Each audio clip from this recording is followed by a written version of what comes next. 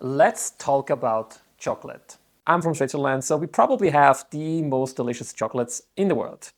And I'm not being biased at all here. Jokings aside, let's look at health outcomes and what happens to people that consume chocolate on a regular basis. Chocolate, and more specifically cacao bean consumption, has been on the rise. To put this into numbers, the cacao consumption since the 1960s has doubled. And this is probably due to, well, certain countries, highlighted here in a dark color. These countries consume more than 2.5 kilograms per person per year. That's a little bit more than 5.5 pounds per year. To produce 1 kilogram of chocolate, we need roughly around 300 to 600 grams of cacao beans. So that's a lot of chocolate people are consuming in certain countries in the world, at least. Looking at statistics is one thing, and I feel like it's interesting, but what really truly matters, at least on my channels, are health outcomes. What happens to people that consume a lot of chocolate on a regular basis? This meta-analysis of prospective cohort studies looks at chocolate consumption and the risk for cardiovascular disease. This meta-analysis included more than 400,000 participants, and sadly over 35,000 cases of cardiovascular disease happened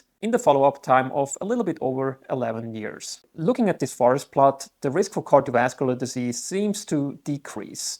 The percentage of decrease might not seem a lot, but that's per 20 grams of chocolate per week. Does the decrease in risk actually stop at 20 grams? No, I actually have good news.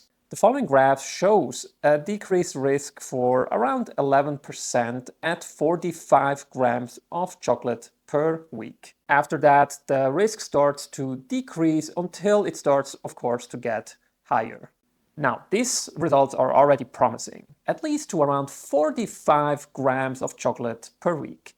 But this made me curious. The researchers in this study did not differentiate between milk chocolate and dark chocolate, which is quite important. And this was indeed pointed out in the limitations by the researchers themselves. And this made me wonder, do we see better health outcomes and can we actually consume more chocolate if it's dark chocolate? And for that, we actually have some solid amount of data. This meta-analysis of randomized control trials, and yes, I did not make a mistake, they actually included just randomized control trials, looked at dark chocolate consumption or raw cacao powder consumption and its effect on our blood lipids, glycemia, so blood sugar, and blood pressure in diabetic patients. And the results are very promising here as well. The results for systolic blood pressure and diastolic blood pressure are positive, but both results are not statistically significant. The results of these randomized controlled trials on our LDL cholesterol are also not statistically significant. But also here, they seem to be neutral or trending towards being positive. But that's mostly due to one study. And dark chocolate seems to have a neutral effect on triglycerides as well. And in case you're wondering how much dark chocolate or raw cacao powder did these randomized controlled trials use, I got you covered.